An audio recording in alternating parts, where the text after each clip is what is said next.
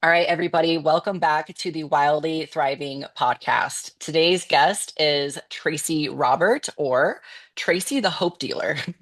For over 25 years, Tracy has been changing lives in health and fitness. Then in 2015, at age 40, she faced colorectal cancer. Treatment, surgery, and a permanent colostomy bag left her believing full recovery was impossible. She'd already battled chronic gut issues for years, dismissed by the usual just eat more fiber advice, but she refused to give up. Through perseverance, research in alternative health, and the help of incredible health team, she healed her SIBO by 2019, accepted her new body, and reclaimed her health, proving that thriving after cancer is absolutely possible. Now, a certified holistic health practitioner and detox coach, Tracy specializes in weight loss resistance, gut health, autoimmune conditions, and truly thriving beyond cancer. Through her Art of the Restart Academy, a 5-month coaching program, she guides people to heal from the inside out using ancient healing strategies, supplementation, and a one size fits one approach. And her message is this: your diagnosis is not a life sentence. There is real hope and healing waiting for you. Tracy, thank you so much for being on the show today. Thank you for having me, Miranda. I'm excited to be here and talk about all the good things. Absolutely. So we've got to start with your story. It's a lot that you had going on, and you have a lot of experience in this game. So start from the beginning. When did these health issues truly start for you? And tell us about like the experience that you had, how that affected just like your ability to live your life, and just how that essentially pushed you into doing what you're doing today. Yeah. So I always tell my clients, give me the post-it note version. So I'm going to do that for you. Basically, for the most part, I grew up, I was really a healthy kid. I was one of those people that would be like fake a headache so I wouldn't get the perfect attendance award because I felt like that was dorky. So I was 17 and I end up getting mono. And I was, right up until I got the diagnosis, I was living kind of fast and furious. I was working, I was in sports, I was in dance, I was going to school, had a boyfriend, all of the things, and I just was wearing myself out. So I get Epstein-Barr virus. At the time, it's 1992. Nobody really talks about gut problems. Nobody's talking about autoimmune disease. I mean, it was very rare to have any I never heard any of those things. Well, it totally changed the terrain of my body. From that point on, it was about 3 years of just sickness, just went into overdrive. I had multiple bouts of strep throat, which is the cytomegalovirus virus. And then I had a really bad case of food poisoning. And I think all of these things were tripwires for me that kept just ruining my gut health. I think when I look back at what was my perfect storm, some of those stresses really changed everything for me. I remember having the very first time I remember this happening was it was the day after St. Patrick's Day. I was in college on the college, standard American drinking diet. And I can remember getting up and my stomach being super bloated. And I thought, it must be the green beer. It's got to be the green beer. I just won't drink, you just don't drink that. Well, then it was like maybe it's fried food or maybe it's this. So I was kind of getting healthier because I kept then eliminating these things. I didn't even know there was an Mhm. elimination diet, but I was basically doing that. But I went from like perfect dental health to like in 6 months checkup, 7 cavities, root canal. Like I didn't even understand how the oral microbiome and the gut microbiome, and then now we know the gut brain axis, all of those things were just connected. And for the following, like the next 10 years, I just battled with fatigue, bloating, constipation. I mean, you name it, I had it. I met a girl when I was about 24. She was all organic. And so she started teaching me some different ways to eat. I was marginally better. But then Mhm. by the time I was 29, I ended up getting my appendix out. And then 10 years after that is when I was diagnosed with colorectal cancer. And it was a misdiagnosis, honestly. My traditional doctor, my OBGYN, I mean, she missed it. I had what she thought was an internal hemorrhoid for almost 10 years that it grew into a polyp and then turned cancerous. So I ended up with the permanent colostomy bag because it was kind of bittersweet. It was low enough that I noticed like something's really wrong now, but then it wasn't high enough for them to save my ass. I mean, basically, I on Facebook, I'd be like, SOS, save our sphincters, because I was like, how do we save my ass? I mean, I was looking up everything I could on like all the research, they were doing like pig intestines but nothing was like, there was no way to save it. You were just going to end up with the colostomy bag. I fought it really hard, but I had to succumb to it because I was in so much pain with the Mm. chemo and radiation. I did choose the traditional route only because um, I was doing everything right. I mean, I was kind of the fit chick that got cancer. I had worked out from the time I was a kid. I ate all organic. I did cleanses. I mean, I was the poster child of health and fitness. My work was in health and fitness. I had great abs, the whole thing. And so for me, there really wasn't like, okay, do this I was like, I don't even know what else is alternative. I feel like I'm doing all the things. Mhm. Yeah, so like when you were obviously you were this fitness coach, right? You were um coaching people in that way. Were you having any other symptoms during that time in your younger years that you were kind of just ignoring and like writing off as normal? Well, I don't think I ever felt it was normal, but it was my normal. So, for Hmm. instance, I went to the ER probably 5 times before I was like 21. And every time I would Hmm. go, the doctors, I mean, my stomach would be like I was 6 months pregnant and hard as a rock. And they would be like, just eat more fiber. That was their, you have IBS, which I feel like is code for we don't know what the hell is wrong with you. I mean, Yeah. honestly. Yeah. So that's the diagnosis I got. And it was like, eat more fiber. So I did.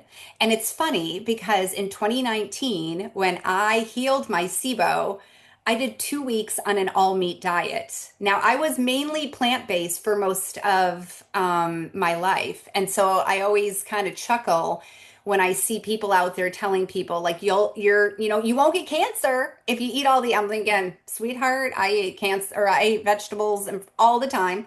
I was very lean, very fit, all into that kind of stuff. I didn't do protein powders. I mean, I was really clean and I still got cancer. And so when I healed my SIBO, I did 2 weeks on an all meat diet and then I really had to take a one size fits one approach. It was like, okay, I did low FODMAP, I did fasting, and then I did correct supplementation to really help build back my gut microbiome. So I did have bloating, constipation, and I was fatigued. And so when I look back, I can see those things, but I sort of was like, I have to live in this world.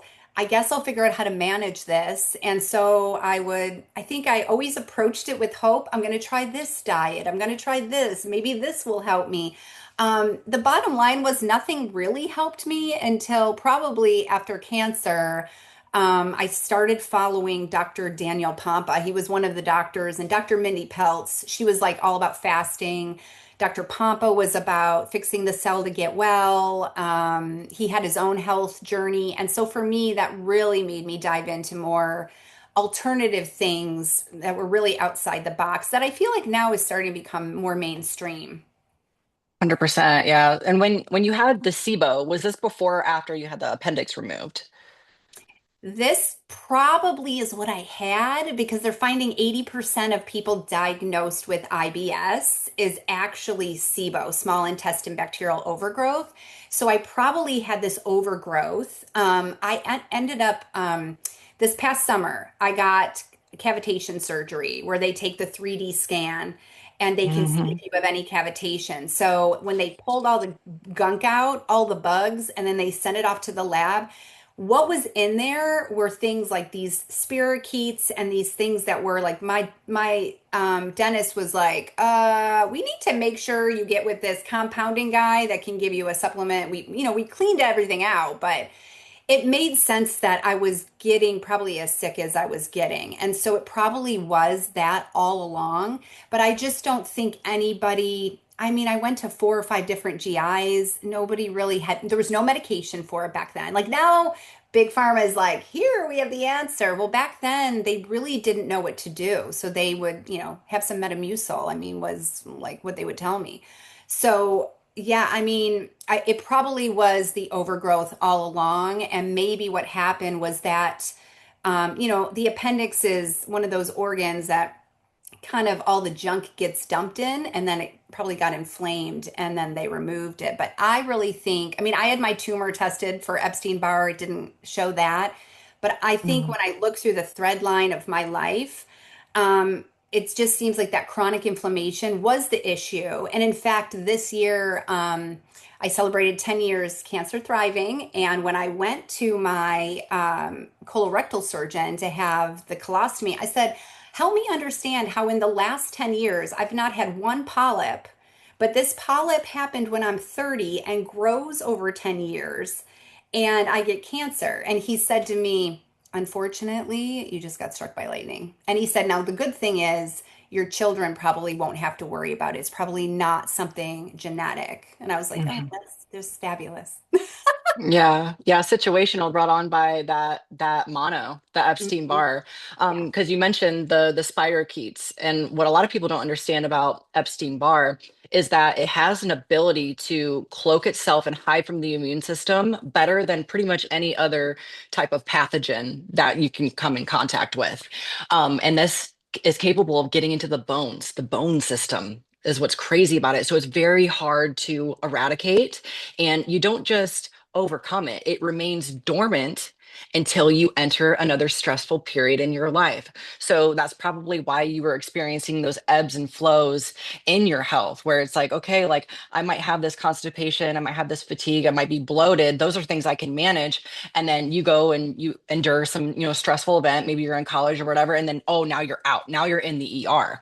That's when those spirocheted viruses, they come out, and that's when they start to wreak their damage because they're like, ah, her immune system's down. It's time to Time to be in go. action. Yeah, like it's time to get charged up. Let's hit this. Well, So, and it's funny that you say that, Miranda, because when I think about like prior to me having the appendix out, like I was actually pregnant with my first son. I didn't know yet I was pregnant, but if you think about your body going through that, the stress of the hormones and everything, that happened right around that time. And then I went through, a few years after that, like I went through a divorce. I mean, so there was stresses that were occurring. And I think that's one thing I really focus on now is like vagus nerve, red light therapy, doing some of these kind of downstream therapies. They don't necessarily get to the heart of the cell. So I have the things I do to really help cellular health, but then I do these other additional downstream therapies to help me to make sure that I'm keeping my not only my immune system but my nervous system, because I feel like it went hand in hand with all of that stuff. Because when I got COVID, that's when, it seemed to like come out again, the Epstein-Barr, and then that's when I was diagnosed with Hashimoto's. So, mm, the old Hashimoto's. yeah. We could dive into that. What Love was that your one. what was your original treatment plan for that? And did you end up reversing that over time? It's not completely reversed yet. I'm still in the process. I actually did, one of the things I did was go through this COVID spike protein protocol. Mm, So, it's with this company called Medicinals. And so it was a 56-day course. And we did testing, and the testing actually they sent it over to Italy. So I had moderate level of spike protein. I didn't have the vaccine. It fortunately it didn't hijack into my bacteria because they check for different things. So that was a good thing. And then we do this 56-day course, and so I'll see what my after results are. But I also did a 90-day thyroid protocol. And I did because I was struggling with weight loss resistance. I mean, I always had, no problem losing weight, or I could tweak things or whatever. And over the 90 days, I mean, I was able to lose 10 pounds. And then I was doing kind of just different types of glandulars to help heal my thyroid. I did some iodine. There was just different things that I kind of tried to attack it with. And I did, when I got my blood work back, all of my levels besides my T3 were in optimal ranges. So I feel like mhm. I'm moving into a better space, but I thought maybe this COVID spike protein, which would have reactivated the Epstein Barr, and we know now with COVID, that's another one that's just going to be hiding out, waiting for, to attack again. So I knew that like this has to be something I look at and see if this is part of the problem, because it's much deeper than just, it's not gluten free. I mean, I've done all that stuff like gluten free, dairy free. I mean, all of those things. It really showed up after I had COVID. Like within like that year, I started noticing some weird things, like to the point where I went and I did the Prenuvo scan, the full body MRI, because I was like, do I have cancer again? Like what's happening? And everything was fine, but they saw the nodules on there. So that was the Mm, bonus of going to get the Prenuvo scan, which I hope at one point it gets FDA approved because that mm, would be ideal, but it's very expensive unless you have insurance or because it's not covered by insurance. mm. Yeah, I've never heard of the Prenuvo scan. That's Oh, yeah. specifically for thyroid, No, it's actually a full body MRI. full So body. there's, no radiation or anything. You go in, they do a full body scan, like brain to pelvis, and it will Mm, show you not just cancer, it shows you, masses at stage one. So, like, I think it was Maria Menounos, the one who, she did the talk shows or whatever.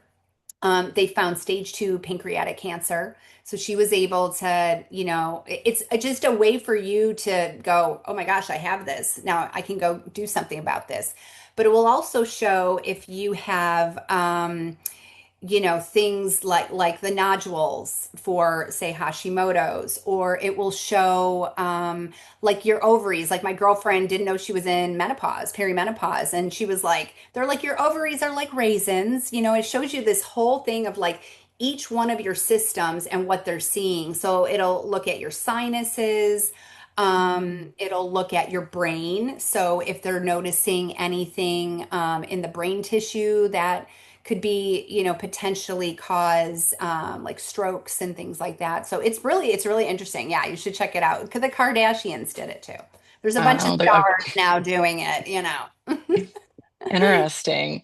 Yeah, I've never heard about that scan. I always recommend that people do like thermographic scans. And I know that you said that you had dental issues and that was what was causing the health issues. I firmly believe that there's specific molars that are associated with certain glands in the body, meridian lines, right, and TCM. And those, if you have a trapped infection, it can travel along that meridian line and infect the gland essentially. And it's not specifically the bacteria. It's the excrements that the bacteria are releasing, and they're releasing it into this biofilm matrix. And I think that is the major driver of like what set you up for this cancer was you got that infection, it created a biofilm matrix in the body. It doesn't matter how healthy and organic you eat, if you are not taking specific targeted supplementation and doing detox protocols that are actually breaking down those biofilm matrices, you are going to continue with that recurrent infection because they have a way to hide themselves from the immune system. And if the biofilm is still there, then you're going to continue to have bacteria releasing their endotoxins. It's going to be inflammatory to the tissues. And guess what? It's going to eventually mutate those cells and cause cancer. So that's something I harp on massively with my clients. And that's something I always incorporate into my programs is targeting the biofilms before we do Right. any type of pathogen or eradication, right? So it's like if you want to kick the homeless out of a town, you need to get rid of their area, like their homes, like the little tent city. And that's what the biofilms are. You don't just kick the I always homeless say people it's out. like this like snotty layer that like they kind of hide out in, and that was when I did my SIBO protocol. That was one thing I took. It was called Interphase, and it was a biofilm buster. So that was, Hmm. for me, that I mean that was such a game changer for me because that was 20 years of suffering with a gut issue. And so I mean That was huge because you really do, you can feel hopeless with some of these chronic illnesses because you're like, is it ever going to go away or do I just spend my life managing it? And I really am a believer that there is answers. You just, number one, you have to discipline yourself and stay consistent. I always try things for about 90 days. So if it's something that I'm like, okay, this could be an answer to help me heal a little bit, let's give it 90 days. Let's, try it. Let's see what happens.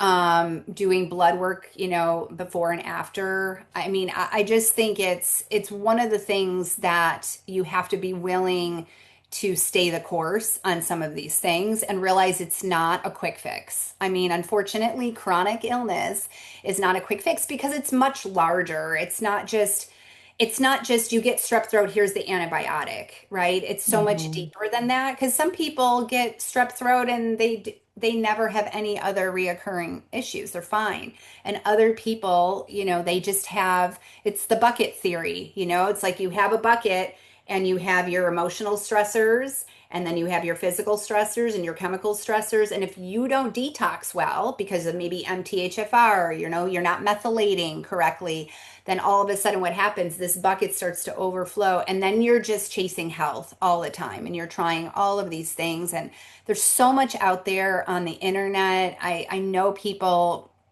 get so overwhelmed, like what is correct, am I being scammed, and it's like I want to make sure whoever I'm working with that they feel like I have their best interest in mind. I'm going to meet you where you're at. And sometimes, like, I have the Art of the Restart Academy because I felt like I was hitting restart all the time.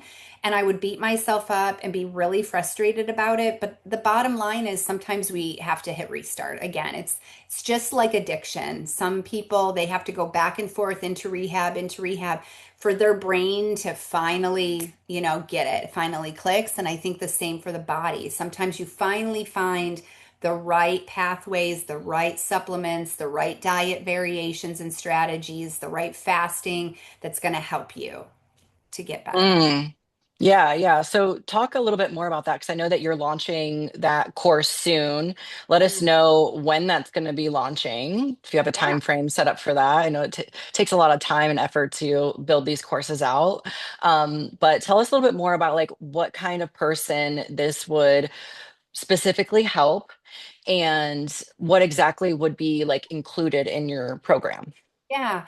So, I always start with everybody. We do a 20-minute free clarity call. So I can take kind of let you give me your post-it note, make sure that we align well. I always do a neurotoxic questionnaire so we can kind of identify like, have you had like biotoxic illness like molds or Lyme disease, heavy metals, maybe that's an issue, hidden infections, pathogens, kind of give us a health history so I can really see what's your perfect storm, where you got to the point where your bucket is now overflowing, and then how we can build a strategy around that. So, my framework, I have three different programs. There's the 5 month, the Art of the Restart Academy Detox. Then I have a Art of the Restart Academy Diet and Fasting. And then I have an Art of the Restart Academy protocol fix where we would hone in on a specific protocol and maybe like breast explant illness or SIBO, for instance, or Hashimoto's, whatever it would be. So the 5 month really is the one that is the roadmap to help you heal from the inside out. So somebody who would benefit from this is somebody who is suffering from chronic health issues, gut problems, bloating, chronic fatigue all the time. They feel like they can't regulate their nervous system. They're stressed a lot, feel a lot of brain fog, weight loss resistance, somebody that maybe is post cancer and they're really looking to like, how do I now go from survivor to thriver? How am I able to heal myself after I've maybe had to go through traditional things like chemo and radiation? We spend the first month, I call it the prep phase, and we target 5 different things in the cellular membrane. So I really focus on teaching them about the cell, how to regenerate the cell membrane, how to reduce inflammation, how to restore your cell energy, get you to the point where you're methylating again, reestablishing that methylation pattern. And I think most important, removing the source. So let's look at your products. Let's get rid of the Bath and Body Works that might be causing your toxic issues. Let's look at what you're using to clean. What kinds of foods are you eating? We spend a lot of time with diet strategies, variations, fasting. I'm a big believer in fasting, which obviously can be very controversial. But I also talk about how fasting, there's different ways to fast. It's not just let's do a 5 day water fast or let's just do intermittent fasting. I think we hear these extremes. There's a lot of pieces in the middle of fasting that can be really beneficial. And I've seen that with clients where they're thriving now. Their blood sugar was all out of control and they have handled their blood sugar. They've learned so much more about their bodies because they know how to check their ketones, they know how to check their glucose. They're feeling like I don't have to be on medication because of it. So that's my goal ultimately is to give you the toolbox when we get into months 2, 3, 4, we're going to spend a lot of time focused on body detox. And so using chelators and the correct binders to help move some of this stuff out of the body and help you not to auto intoxicate. Because a lot of times what people do, right? It's like, oh, I can detox, I can eat a bunch of cilantro. Or I'm just going to do a little 5 day detox. And they don't understand that the prep phase that we do at the beginning is helping you open up your kidneys, open up your lymph, open up your gut, help seal up the leaky gut issues so that you're not going to feel those Herc symptoms. You're not going to feel like junk. Now, you might feel a little bit of the detox, but my goal is not to make, I want you to be able to go to work, and do thrive and feel like yourself again. So with my program, we're doing coaching throughout. So we're doing, Zoom coaching calls, 15-minute check-in calls. I'm going to have what's called Hope Dealer huddles. So I'm doing a beta testing group probably in March. We're working on editing everything now, and I'm working on all the PDFs that will be included in the course. And so when I do the beta testing group, that'll be a great way for them to go through the course. It'll be at a lower price point. So that they'll be able to give me feedback on that. So that'll kind of help have this weekly check-in with a group.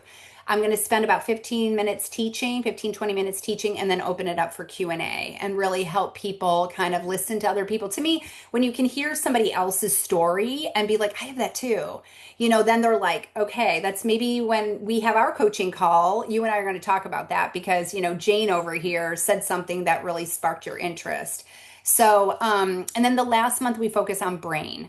So using chelators that have ALA help to pass, things that can pass the blood-brain barrier and really digging into the deeper detox so that, we're getting rid of some of those heavy metals that can cause things like the Parkinson's, the neurological conditions, and, Alzheimer's, things like that. So given my history with gut problems, cancer, and then my husband has he's got post thrombotic syndrome, but he had a neurological condition called CRPS, and Mm, that affects the vagus nerve. And so I mm, think the culmination of all of that for me was what drove me to be like, I can help people to a degree with exercise, with diet, even with fasting. But I needed the tools to understand how to really be able to teach you about your blood work, educate you on supplementation, and get you to the point where you're going to be healthy for the long term and not just for this like 5 months. And now you're like, okay, bye, see you later. And now you have to be on supplements the rest of your life. For some people like myself, I choose to be on specific supplements because I do have a tendency to not detox properly. My vitamin D goes down, and like it's funny because I went to my general practitioner, and my vitamin D was at like a 25, and then I had gotten it to an 80 in like 6 weeks, and she's like writing down what I'm doing, and I'm thinking to myself, well, hold on a second, aren't you supposed to be the one that tells me what to do? So I think it's encouraging to me to watch these clients now that I'm working with at such a deeper level, and they're getting healthy like they've never been because it's not just about doing some exercises and getting them stronger. I mean, that's a part of it, but also being able to teach them really strong tools and pulling yourself in and out of diets, pulling yourself in and out of fasts.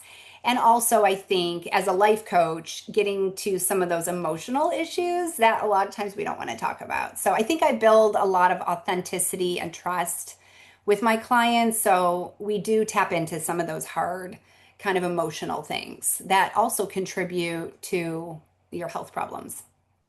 Yeah, I like to compare it to like your software, right? We need to download new software so that we can create a reality that's more in alignment with what we desire, right? Because if we have this framework that was developed in early childhood that told us that we're worth nothing, that maybe we were sick as a kid, that our body is incapable of healing, and that's what we're projecting outward. That's what kind of reality we're going to create for ourselves. So I'm really big on that as well. Like your program sounds so similar to mine, same but different, the fact that you do like the brain last. I don't specifically focus on like the brain itself, but I'm using the same things like the chelators and the binders in order to cross the blood-brain barrier and decongest the brain essentially. Absolutely. So Yeah. yeah, And I think, the most important thing is getting to the root cause, whether it's your emotional health, your spiritual health, your physical health. You need to dive into the root cause in order to break the stop start cycle. And and also embrace your adversity. Like realize adversity is actually your greatest teacher, and these are the things that are going to drive you to be healthier, stay healthier, and also pay it forward to your family, to your friends. That, just because the doctor says your cholesterol is high doesn't mean you jump on the statin route, because you think that's the only answer. There's so much information out there now, and I know that can be overwhelming for people, but I just think, when a client said, Tracy, you're my hope dealer because nobody has ever made me feel like there is a way out of this. And I felt like I'm going to call myself that. I'm stealing that. Thank you. Because I felt like that is all, when you have cancer, when you're diagnosed, that's all you're looking for is, what hope can I have? Where is the hope? And so that is what I want people to feel when they are working with me, is that I'm going to keep fighting for you as long as you keep fighting for yourself. And my goal is to give you the tools so that when we're done, you're able to know what to do and, be able to continue down this path. And that traditional medicine is great for acute issues, but when it comes to these chronic things, you have to look outside the box. 100%, 100%. We're definitely treating chronic illness in the most inappropriate way possible with the conventional system, the way that it's set up, because we're using disease screening for chronic conditions that are brought on by what? Lifestyle, Right. improper stress management. Sometimes people have a lot of trauma that creates anxiety, and then anxiety can affect the vagus nerve. And then what does the vagus nerve control? Whether you're in parasympathetic or sympathetic state, that can affect your gastric, juice release or your pancreatic enzyme release. Now we're not digesting food properly. Now we're not absorbing our nutrients properly. And then, all of a sudden, now we have a cholesterol issue, or now we have a hormonal imbalance issue, when really it all started back at this point 10 years ago that you didn't even know, or like something like yourself when you had the mono and you developed those biofilms at a very young age. And then it just created this, constant immune um, trigger and a constant cortisol release that eventually led to the development of your cancer. So that's why we're having these conversations, is don't ignore these early signs, right? Like if you're constipated, or if you're having chronic loose stools, you're chronically bloated, you feel like you can't think clearly, those are the signs that you have a chronic inflammatory issue that could be setting yourself up for something very severe down the line. And I know that you said that you now have a permanent colostomy bag. I was really curious about that because do see a lot of girls talking about that within the chronic illness space online. And it just seems like they are so chained by it, and it really limits them in how they live their life. Can you share a little bit more about your experience with that and how you've overcome that and continue to be confident regardless of the situation? At first it was, I mean, I can just remember thinking, there's no way possible. Like, I remember Googling colorectal cancer, and like, that was like to me in my mind, I'm like, that was the worst thing that could happen. I'm like, that's not going to be my story. Like, I'm so like a Pollyanna sometimes. Yeah. No, no, no. And then to be like, this is my story. I mean, I have a picture of myself. My husband and I had gotten married. We planned a wedding in 10 days because I got remarried when I had cancer. And we ended up going to Hawaii. And he has a picture of me, and I'm standing looking at the ocean and I'm crying. Like, he didn't know I was crying at the time because I just felt like I don't know this body anymore. And so I would tell people that are out there, and I do, like when I'm on TikTok and stuff, like, you have to grieve your old lifestyle. You have to grieve your old body because there is a death to yourself, and it feels so abnormal at first. But I will say this, it makes road trips so much better. Like, it makes camping and having to use dirty toilets so much better. So like, there's a thing. There's a Um, plus. there's a plus. I think to myself, well, when I'm old and if I have incontinence, it's not going to be as big of a deal. Like, Oh that's what my I think. goodness. But I think for me, it was allowing myself to take my time to grieve. I saw a Mm. therapist, I worked with a life coach. And I did things like I remember being like, I'm scared to go on an airplane. I'm going to do it anyway. I'm scared to go on a road trip. I'm going to do it anyway. I'm scared to be in, like, say, a Bible study where it's like quiet, and what if it makes noise or something? I'm going to do it Mm. anyway. So it was like it was like I was giving myself, what do you call it? Like when somebody has like a phobia, like an exposure therapy. Like, I was like, do it, do it. And every time I did it, I got a little bit more confident. And so I would say it took me, I mean, I got cancer in 2015. I got on TikTok and fell in love in like 2019. I remember I was like, oh my gosh, it was like dancing and everything.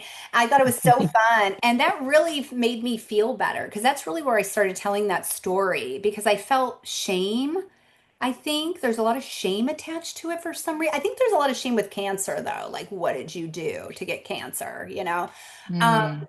and I think I had to really overcome that. And it gave me a voice because I saw other people online and I'm like, oh my gosh, I'm not the only one. Like, I think I saw two people ever. There was a girl named Zoe, who's a bodybuilder who had it. And then this other guy that was a bodybuilder. So it was like it was either older people or just people I didn't feel like were cute. And I still felt cute and young and everything. And so yeah, I think now I embrace it. I maybe have a day or two that I'm irritated about it, but for the most part, my kids are like, I don't even remember, they don't even think about the fact that you have that. And really I don't either. Like, I work out, I walk, I go on vacations, I swim. I mean, that was probably the hardest one for me was going on a beach vacation. Like, that was the toughest. Yeah. But you figure it out.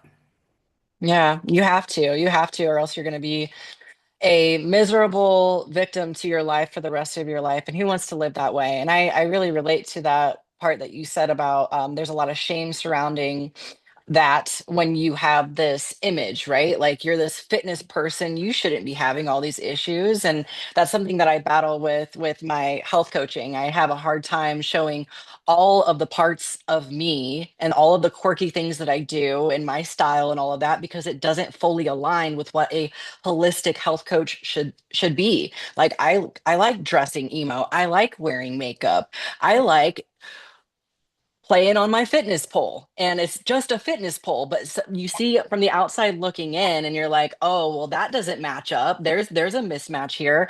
I don't like that. And then people try to shame you for it. But I think the more that you just fully accept who you are and whatever phase of life you're in, just the more happy you're gonna be. You know what I mean? It's so easy to say, "Oh, don't care what anybody else thinks," but that's I feel like such a blanket statement, such a simple-minded statement. What really, how you really overcome that is just full 100% acceptance of your life and just knowing that, things could be much, much worse. I mean, I see this one girl online that she literally has no arms, no legs, and she's washing her own hair in the shower. So it's just like those simple things. It's like, I can wash my own hair, like I can be grateful today. I can be happy about what I've got.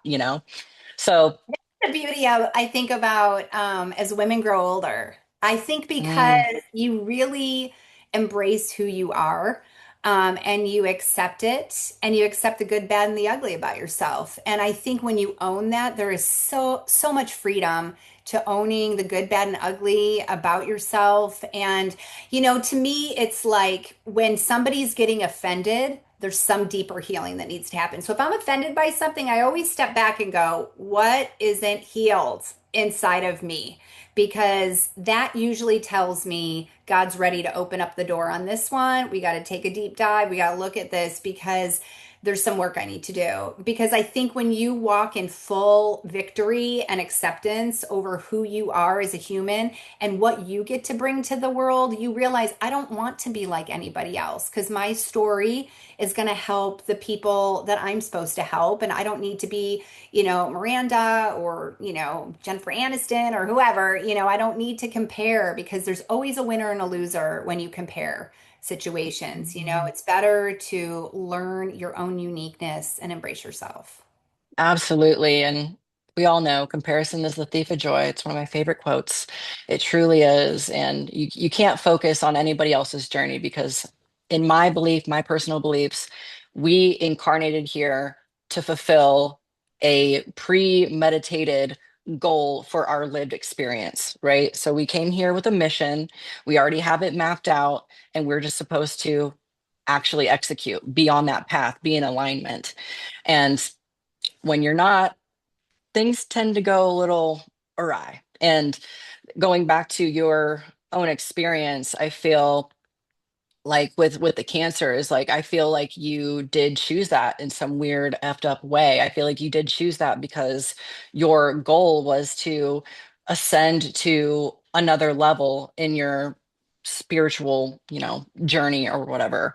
And in order to actually go beyond and go upwards in your frequency, I think it was required for you to go through that harsh lived experience so that you could have that wisdom and that you could have that understanding. And the only way that you can have that understanding is through experience. And sometimes that experience is extremely painful. So Yeah, we all go through stuff and it's going to be different for everybody, but we just, again, you can't compare yourself to anybody else's lived experience.